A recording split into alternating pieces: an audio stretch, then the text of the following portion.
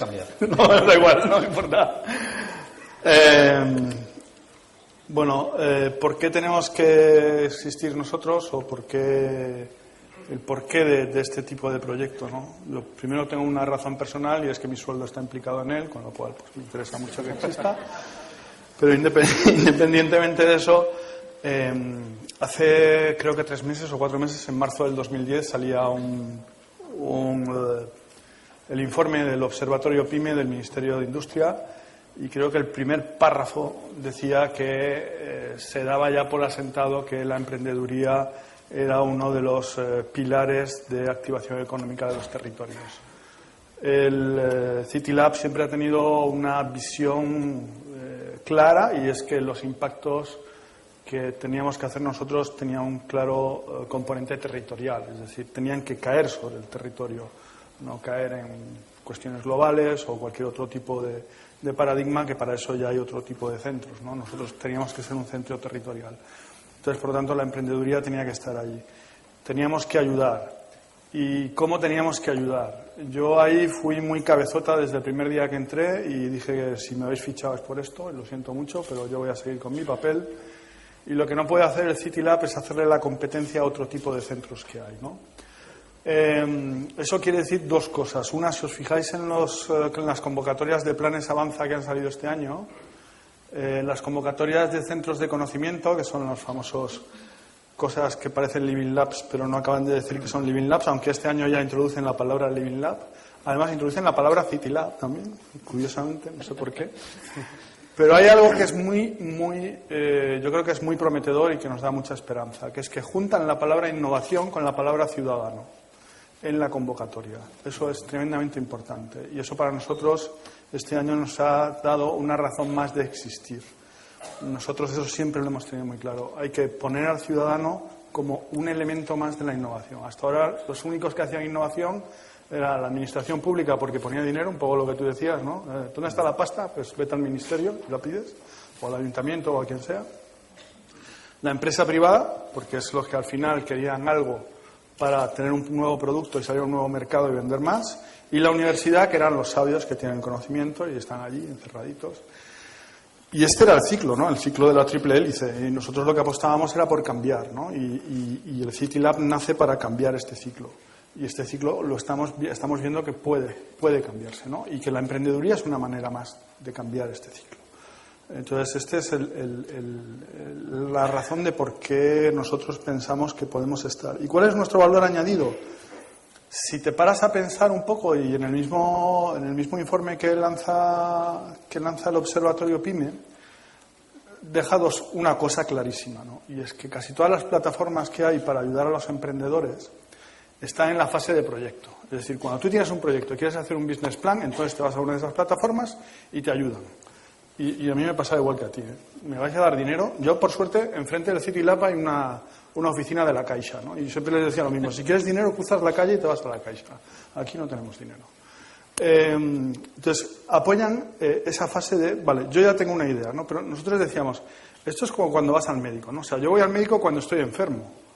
Entonces, ¿por qué no vas antes de ponerte enfermo? O sea, yo he sido emprendedor, es decir, yo no estoy en la función o en un órgano de estos desde el principio. Yo he creado mi empresa, y la he creado en Chile, la he creado en México y la he creado en España. Y me he tenido que enfrentar. Y una de las cosas que siempre he echado de menos es una cosa que he dicho al principio. Siempre he echado de menos que alguien me dijera que mi hijo era tonto. Porque cuando me lo dijo el del banco, la cosa era muy complicada. Porque es que ya me lo estaba diciendo porque no tenía dinero para pagarle. Eso es tremendamente complicado. Y eché mucho de menos, siempre he echado mucho de menos, que no hubiera alguien a mi lado que me diera un punto de vista tremendamente diferente al que yo tenía. Lo eché mucho de menos. Entonces, el día que el City Lab me contó su batalla, dije, esto es lo que necesitamos. Entonces yo me puse muy cabezón en decir, tenemos que ayudar a los emprendedores antes de que tengan el proyecto. Es decir, cuando todavía no saben ni si van a ser emprendedores, ni si su idea realmente es esa tan concreta que le exige el proyecto.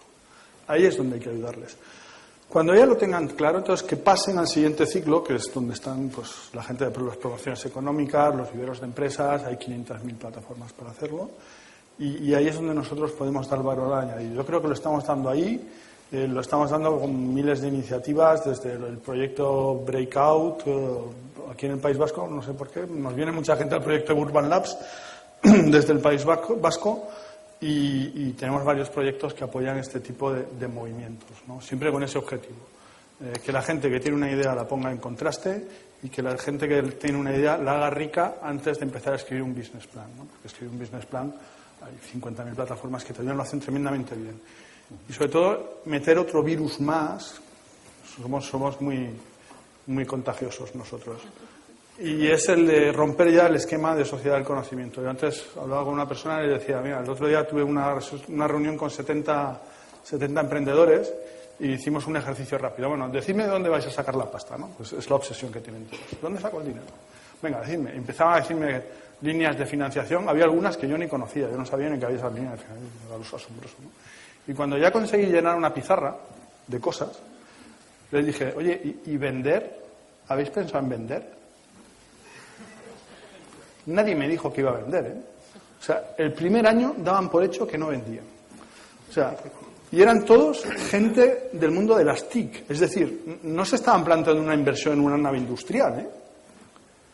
O sea, eran tíos que iban a coger su PC cuando salieran, se iban a su casa y iban a hacer un programa. Entonces, hay que cambiar esa mentalidad de gran macroproyecto que requiere mucho recurso y que, por lo tanto, necesito un gran padrino. Es posible que sea así tu proyecto, es muy posible, ¿no? Pero también es posible que no sea así. Entonces, lo que intentamos es cuestionar, poniendo en contraposición a otra gente y a partir de ahí que cuando tú escribas tu proyecto, que sea realmente el proyecto que eres capaz de poner en marcha. El anterior ponente decía que la palabra aprendizaje creo que era, no estaba en la Real Academia, sí la de emprendedor y sí la de emprender, y curiosamente está asociado a dos términos muy difíciles, ¿no? Que son el de la dureza y el del riesgo. Y para ser emprendedor hay que saber sobrevivir. Y la supervivencia es una cuestión psicológica, no de fuerza. Es decir, es más importante para ser emprendedor tener pasión que tener dinero. Eso desde luego. Y ahí es donde nosotros queremos ayudar. Muchísimas gracias. Yo no sé si la necesidad, ¿no? Yo no sé si el gabinete como tal es necesario. Es un instrumento y yo creo que está de paso, ¿no? Y, joder, espero que salgan más recursos y otras líneas de trabajo, ¿no? Si no, puede ser un rollo, vamos. Pero lo que sí que veo necesario es que se mantenga el lema de la empresa, ¿no? En el 2004-2005 le pusimos un claim que era otra forma de ver y hacer las cosas.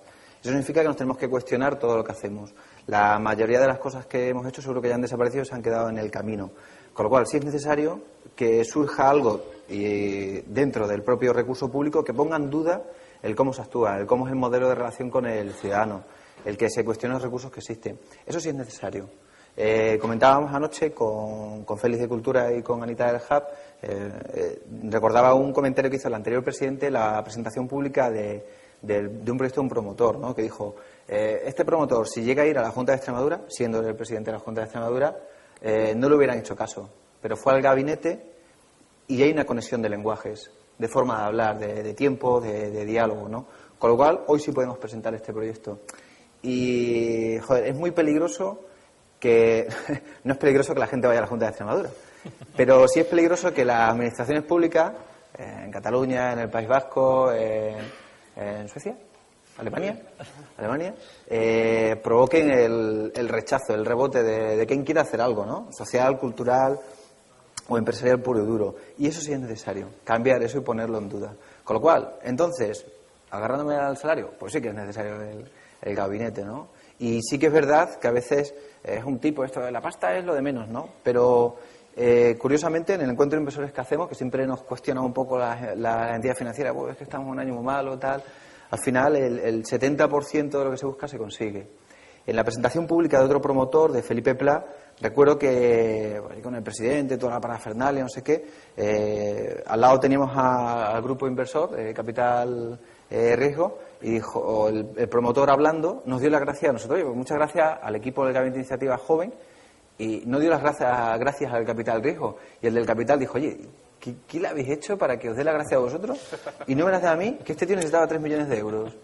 Yo creo que hay que trabajar con las personas. Y al final, cuando alguien entra en tu oficina, en tu hub, en tu City Lab, entra una persona. Y eso es muy delicado y hay que saber responder, ¿no? Eso es necesario.